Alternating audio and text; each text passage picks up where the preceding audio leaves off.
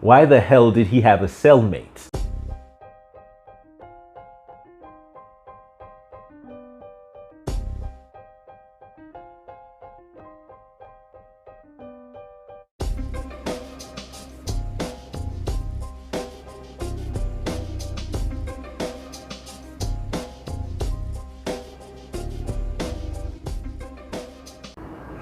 Hello, welcome to this episode of Escaping the Echo Chamber. I'm your host, Aaron Comey. Do you really think Jeffrey Epstein killed himself? A lot of people think there's no way it happened. I initially was of the belief that I believe he did actually kill himself. I know you're probably looking at me and like, how gullible can you be? Do you just believe everything the media tells you? No. Trust me, I do not believe everything the media tells me.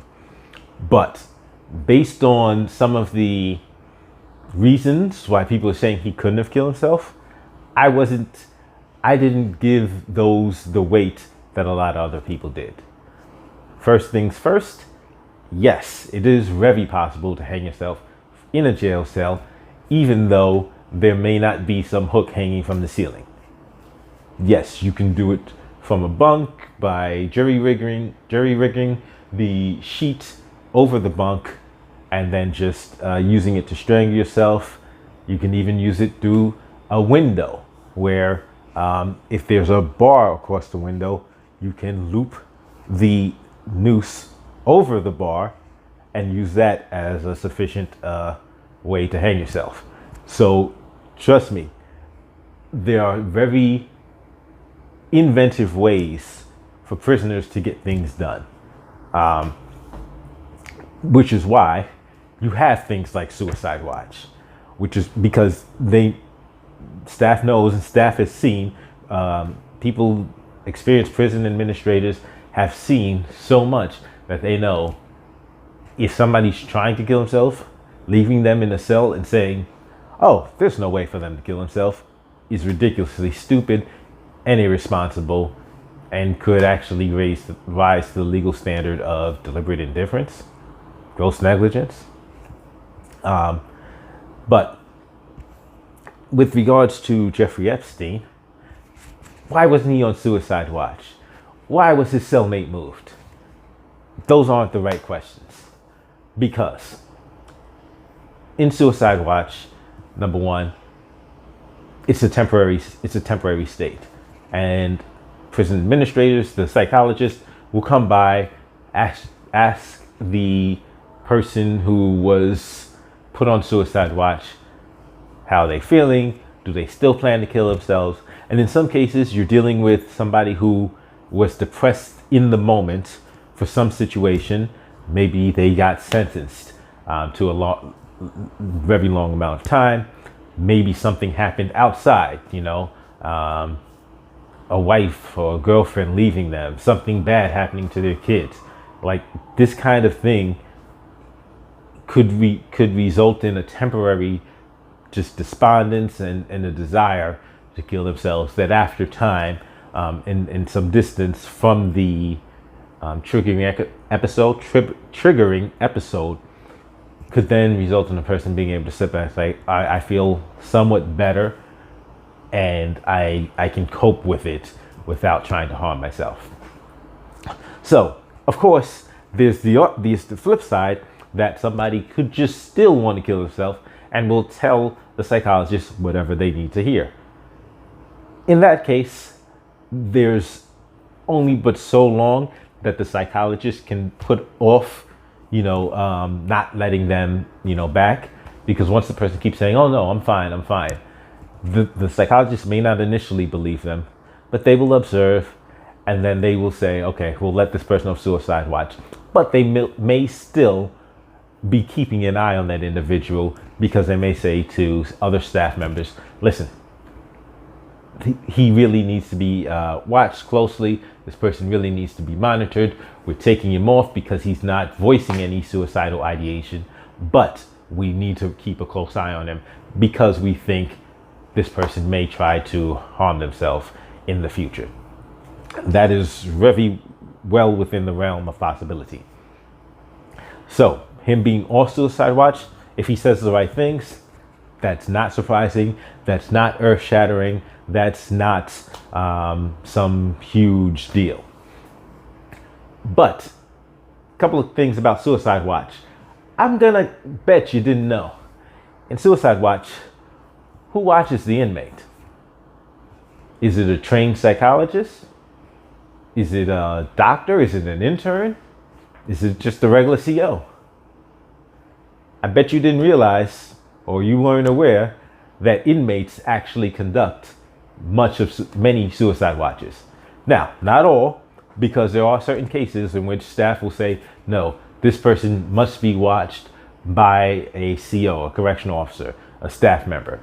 But there is especially in the Federal Bureau of Prisons, there's an inmate companion program. So suicide watch companion program, in which inmates are trained to conduct these watches. They will sit there, they will watch the inmate for hours. They will take notes, what is the inmate doing, periodically saying, but every 15 minutes, this inmate appears to be sleeping, the inmate appears to be doing this, the inmate appears to be in the corner, just staring at the wall. And then they will, if anything out of the ordinary happens, if the inmate starts, banging their head against the wall, this is when the inmate companion that's watching them will then say, hey, staff, we need somebody, I need assistance here. And staff can come and take appropriate action to stop or investigate whatever is going on. So, one of the questions I have, when Jeffrey Epstein was on suicide watch, I'm curious as to who watched him. Was it an inmate or was it staff? Because if it was an inmate watching him, that does raise red flags with me. Because like I said, that's not something that always happens. And in the case of this individual, who is of a very high profile and is connected to rich, powerful people, including 2 presidents of the United States, that's something that is more than enough reason to ensure that qualified staff members are watching him. But if an inmate was, my idea is, my view, my focus is not on the COs or the guards who may have fallen asleep. My focus isn't even on the warden at that point. My focus at that point would be on the U.S. attorney. Because the U.S. attorney, considering the high profile nature of the case, the implications of the case, the people that are potentially connected to the defendants, Jeffrey Epstein, like I said,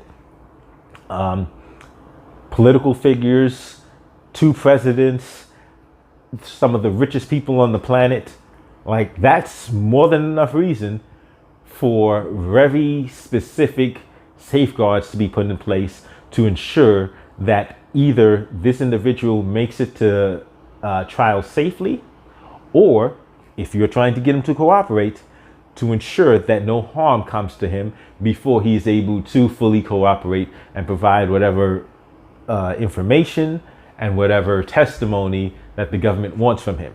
So the fact that certain things do not appear to have been put in place, certain safeguards, leads me to look not at the guards who may have fallen asleep or may have falsified their logs, but the U.S. Attorney's Office as to why weren't certain safeguards and certain actions put into place.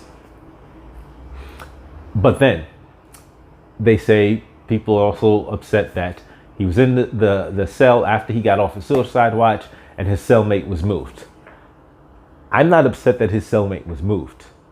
I'm saying, why the hell did he have a cellmate? Once again, we're talking about somebody who is connected to so many powerful people. Why the hell are you putting him in the potential situation to be harmed by a cellmate? Just take his charges. to begin with. Being charged with sex crimes against minors is something that will make you a target in the prison system.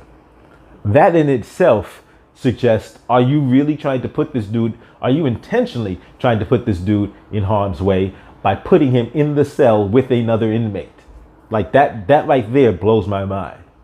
And then, of course, the fact that he is pretrial and he is potentially connected to such powerful people, like why would you have him in the cell with somebody else?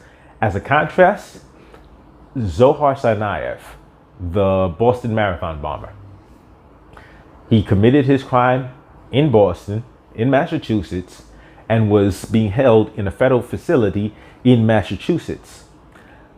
For that reason, there are inmates on that compound who were from Massachusetts, and there were staff who, of course, live in Massachusetts and who even participated in the marathon and had friends and family members there.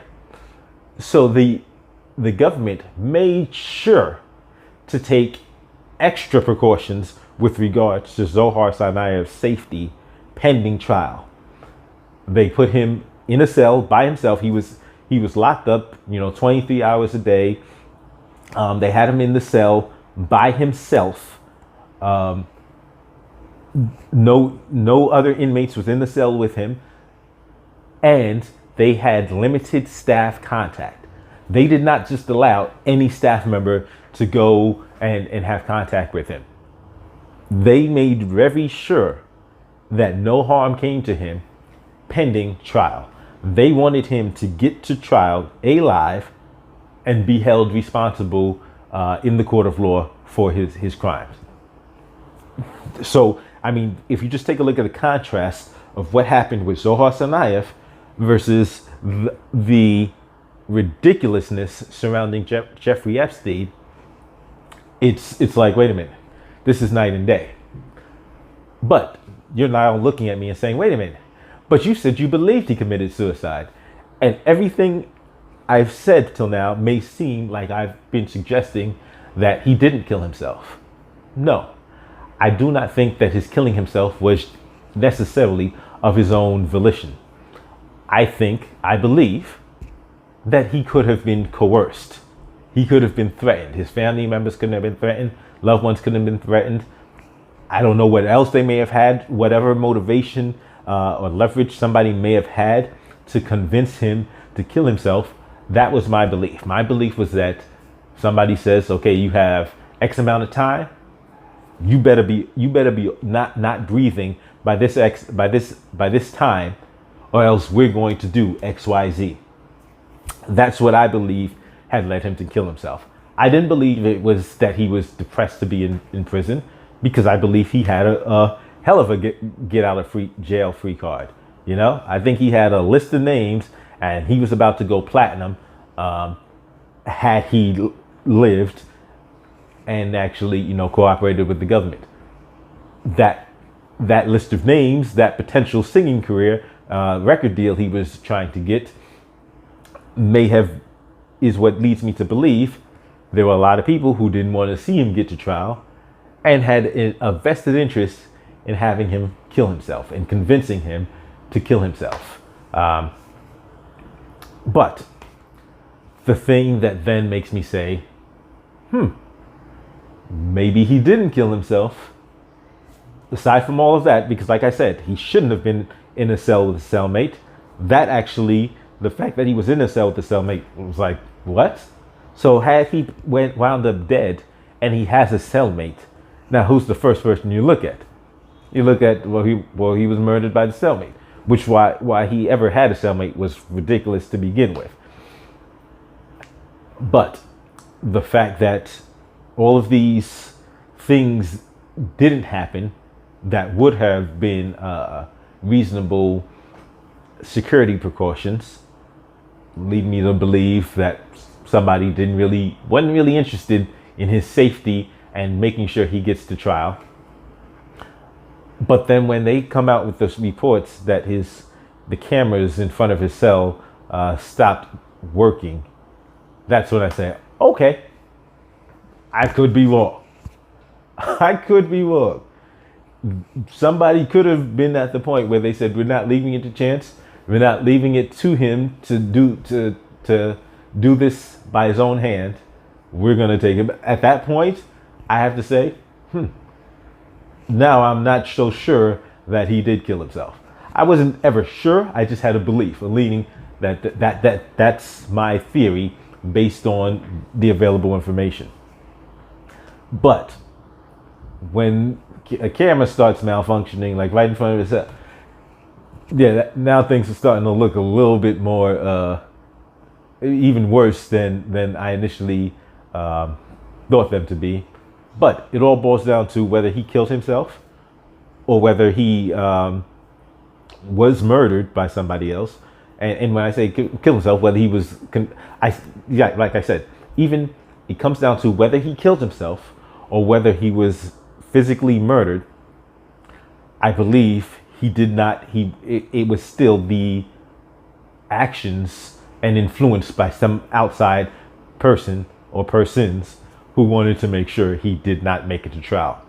Some people who had a very strong interest in making sure certain information he was in possession of did not reach the light of day or did not see the light of day.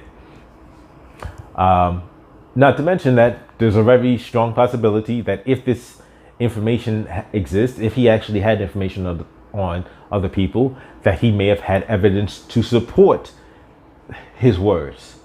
And that the government very well may be in possession of this information. And we had no idea of knowing whether this information will just be destroyed, buried, lost, or if anybody will ever acknowledge that it ever existed. We have no reason, we have no knowledge, no way of knowing that at this time. And if nothing else comes from this, you can just rest assured that the powerful protect the powerful. They will protect themselves, and they will go to extreme measures to make sure that their power and their influence and their machinations continue uninterrupted and unimpeded. But hey, if you just look at it, a lot of people aren't surprised, and that says a lot. That says a lot. We realize that things are really screwed up, and the people that are at the highest levels of government, of industry, people who have so much wealth, so much power, so much influence over the rest of our lives, aren't really great people. And that's just one of the reasons why we really shouldn't be giving them more power over our lives. If you have any statements, what do you think happened? Do you think he killed himself? Do you think he was murdered? Do you have some other theory? Any other situational information, not specific to that situation, but in terms of any other knowledge or experience that could shed a light on what may have happened? Put it down in the comments, and don't forget to like, share, and subscribe, and I will see you next episode.